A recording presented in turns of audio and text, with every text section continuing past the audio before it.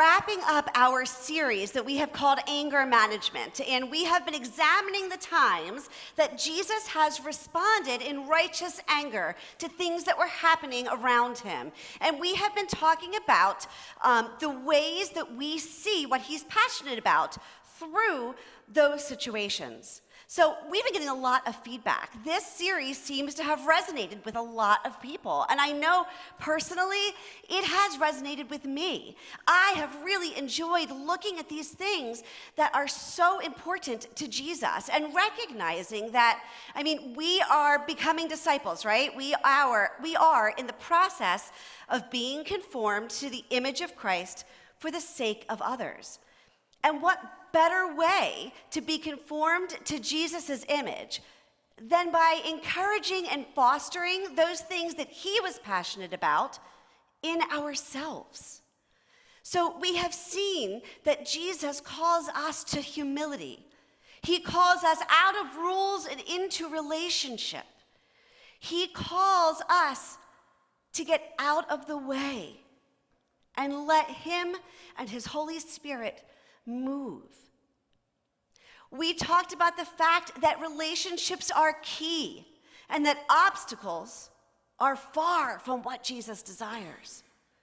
Rick talked about Jesus' anger when people would put up obstacles to keep others from knowing him. And it's easy for us to forget because we get comfortable. We get comfortable in our own bubbles, in the things that we are familiar with. And we forget that people everywhere are different and that we can be putting up obstacles without even realizing it sometimes. So it is important that we are continuing to seek into Jesus, to know him better, and to be in relationship with others so that we can communicate his love the best way possible with them. Today, we're looking at a time that Jesus' frustrations were not with the Pharisees per se, but instead with his own disciples, the people that were closest to them, those that he had spent hours and years pouring into and teaching. And we get a little glimpse into the fact that even the disciples who were with him day in and day out would miss the mark periodically, would get caught up in their culture or in their previous experiences and forget that Jesus was calling them to something new. So we're starting today in the book of Matthew, chapter 19, 13 through 14. One day, some parents brought their children to Jesus so he could lay his hands on them and pray for them.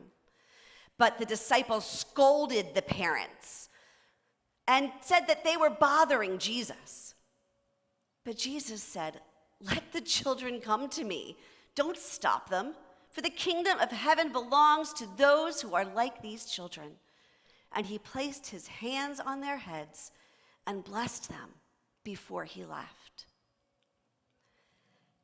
So this is one of my favorite exchanges, and it's not just because I'm passionate about kids and families, but it's because it gives us a glimpse into Jesus' character in a way that we might not always see. When the Chosen series first came out, my husband loved it.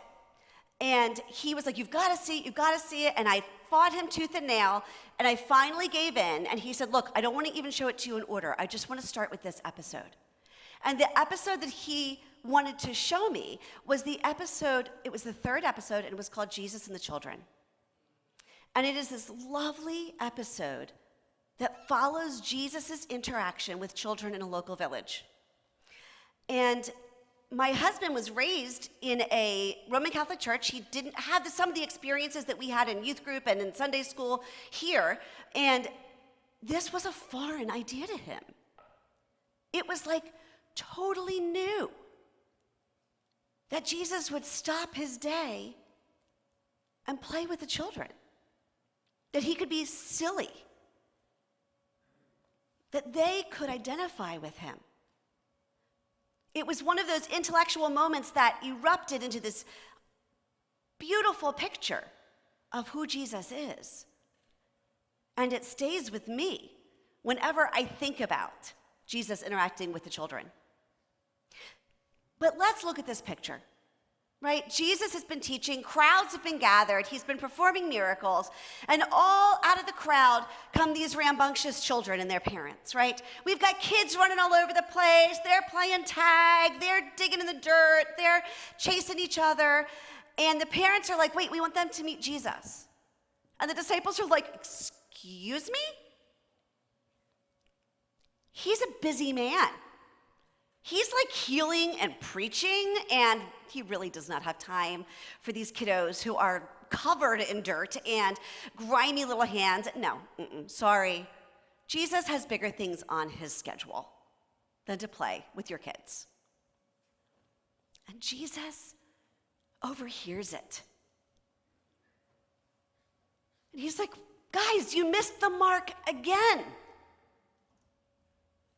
Don't stop these kids from coming to me.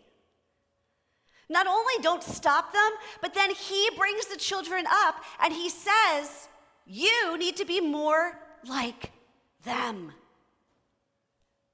You need to get your head out of the rules and regulations and get your head out of the can-dos and cannot-dos and be more like these kids. And he doesn't just say it this one time. We see it in numerous separate instances throughout the Gospels where Jesus will bring a child forward and say, you need to be like them. You need to understand what they understand. And it's important to pause here and to say that back then, children were not looked upon the same way that we might be looking upon children today. Parents loved their children, absolutely. But there was no sense of, what would you like to do today, child? Or would you like apples or would you like bananas? You did what you were told when you were told, and you worked from a very young age. Play was hard to find.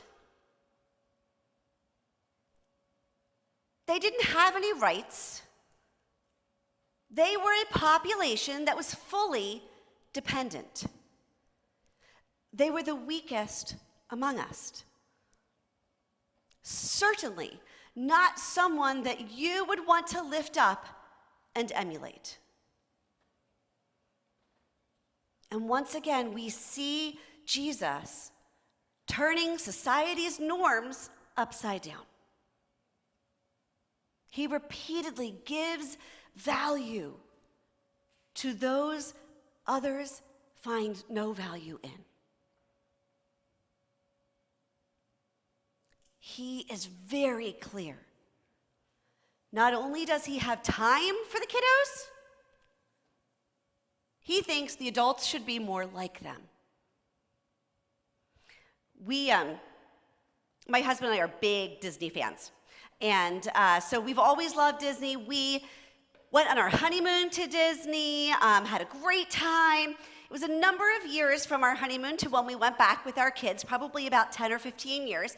And those of you who are parents might understand, your perspective changes a little bit once you have children. So that first trip back with our kids, I think I have a couple pictures of them. I don't know if they're up there or not, but there are a couple pictures of the girls. They were little. They were probably around like 5 and 7, and it was so exciting, and it was really, truly, we walked in the Magic Kingdom, and we saw that castle, and I'm crying, and they're crying, and princesses are everywhere, and it was magical and wonderful, and it was an incredible trip. But Kevin and I learned very quickly that we had not been looking through a parent's eyes the last time we were at Disney.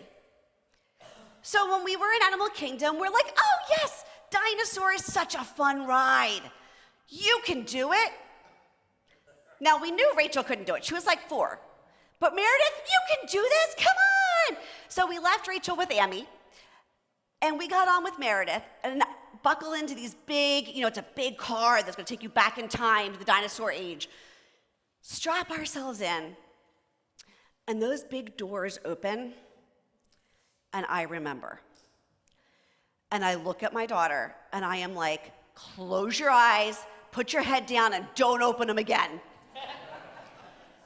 And I looked for the picture. I wish I could find it, because it really is her head in my lap with me covering her head and her ears as we did the entire ride, because it was terrifying.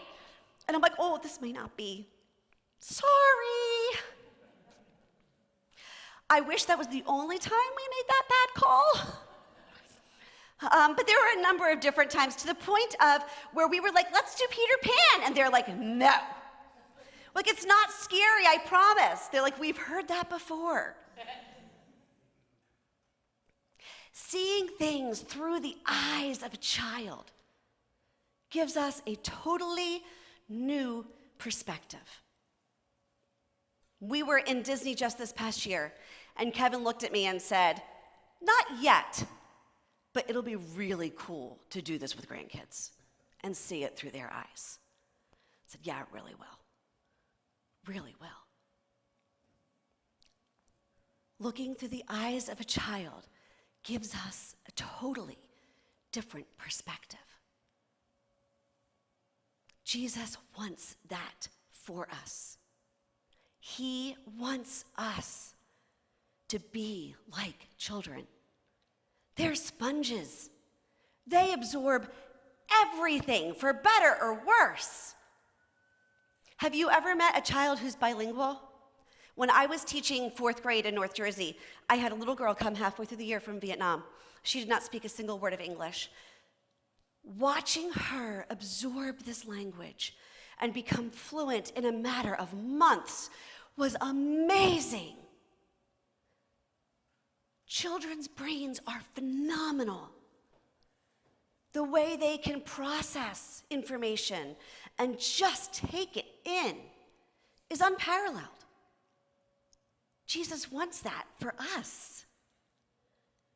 Kids' default is to trust. We have to teach them to doubt. Sometimes we do that by literally teaching them things like stranger danger. Sometimes we do it because we're human, we let them down. We break promises, we speak carelessly, but their default is to love and to learn and to trust. And he wants this for us too.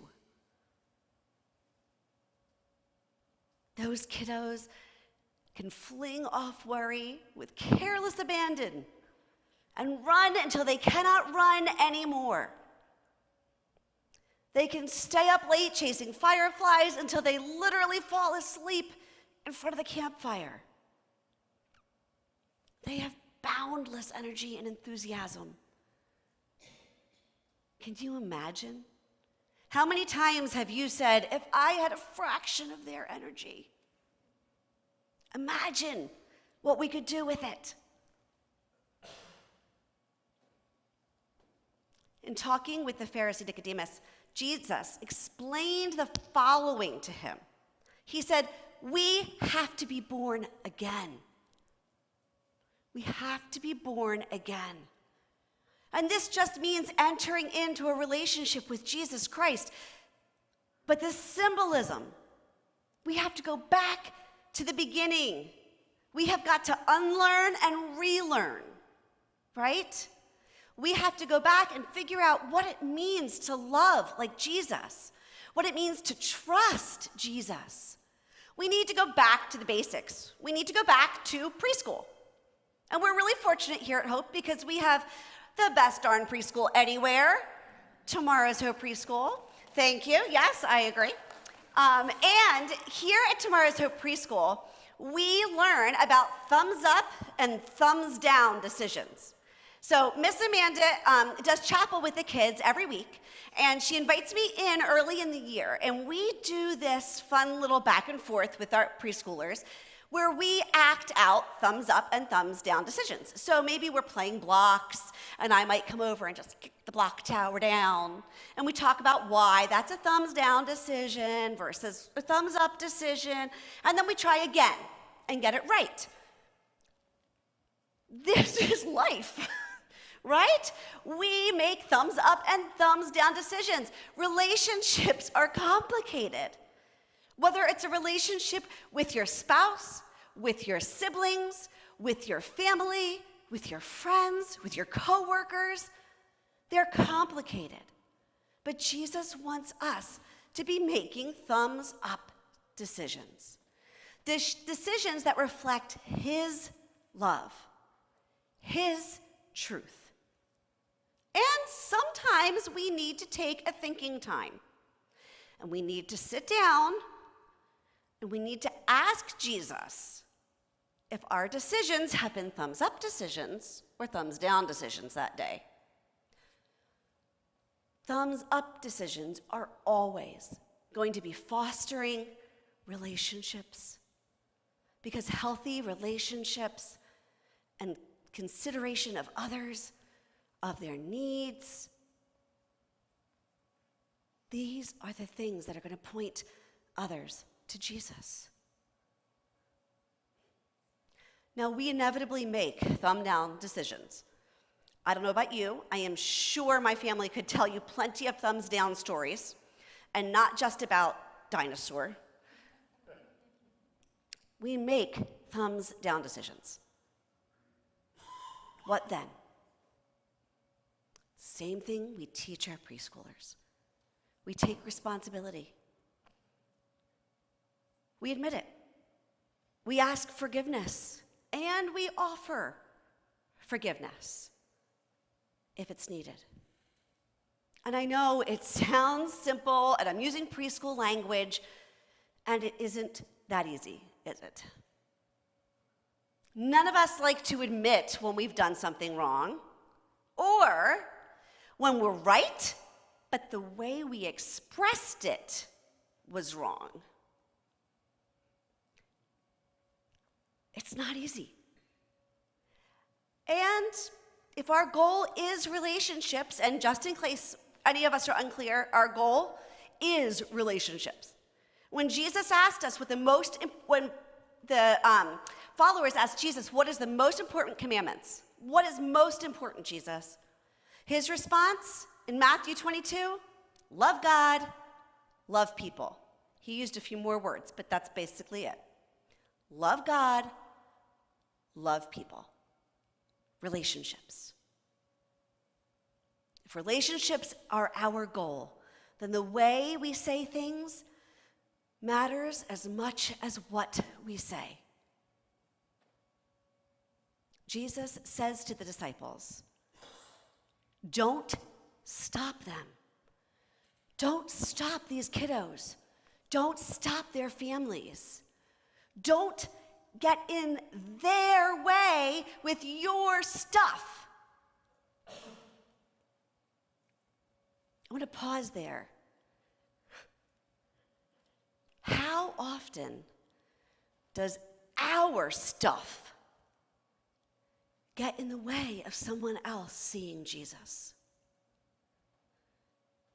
How often do I get in the way of someone else seeing Jesus?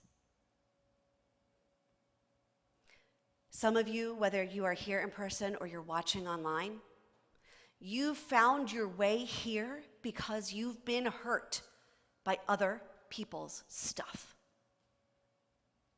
Churches where you were marginalized, relationships where you weren't valued, or maybe even a place where a relationship with Jesus wasn't really explained. Instead, it was more about how you looked, how you acted, what you said. Here's the thing. Jesus, he's irresistible. He's amazing. He is the same yesterday, today, and tomorrow. People? Yeah. We're the ones that get in the way. We're the ones who trip things up. It's not Jesus.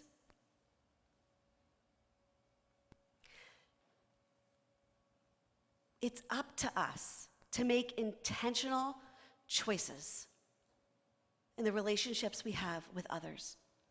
It's up to us to make intentional choices when we are pouring into our kiddos and our students.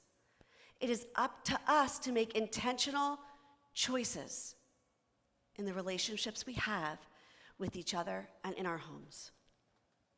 Intentional thumbs up decisions. You've heard us talk a lot about the programming that we offer over the summer in the last few weeks, right? We've talked about VBS. You just saw a video for drama camp. The high school mission trip is already done and gone, and the middle school mission trip is happening right now as we speak. Those middle schoolers packed up at 6 a.m. on Saturday, and they are in West Virginia, and they are getting ready to experience a whole new world. And will they be a help to the people of Logan, West Virginia?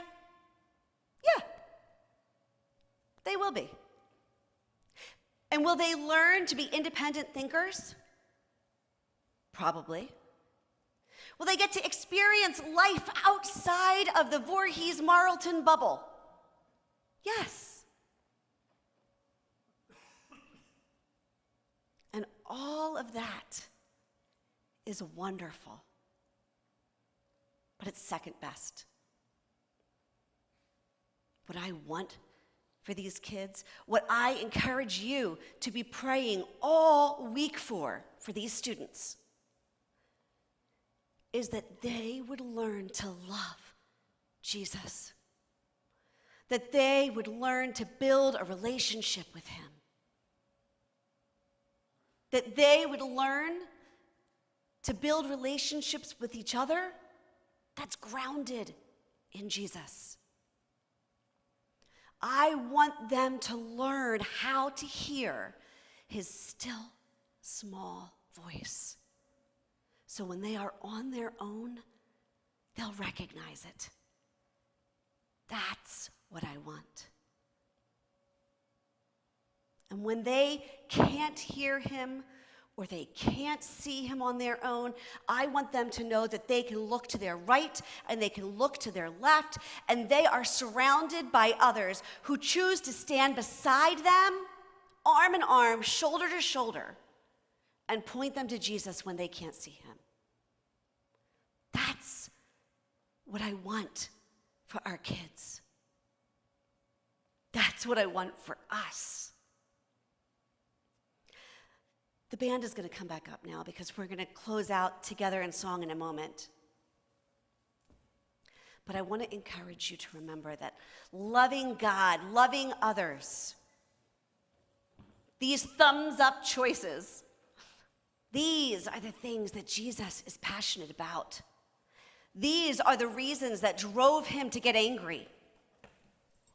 When people can't connect with each other and with him, when we aren't able to see Jesus in each other, that's what should motivate us to be more like him. When Jesus said, "Let the little children come to me, for such belong the kingdom of heaven," it was an invitation for each of us to become childlike in our faith, to run after him, to invite others who some might feel have no place in his presence, to invite them into a relationship with him. Because that's not his rule. Everyone is welcome. Everyone is loved. To knock down man-made obstacles, to become passionate with childlike abandon once again. And as we sing this last song together, I want to really think about the power in the words.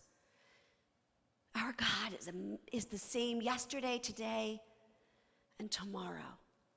The power we saw demonstrated in the Bible is still active and moving. We just need to call his name. He is faithful, and he loves us. Let's sing together.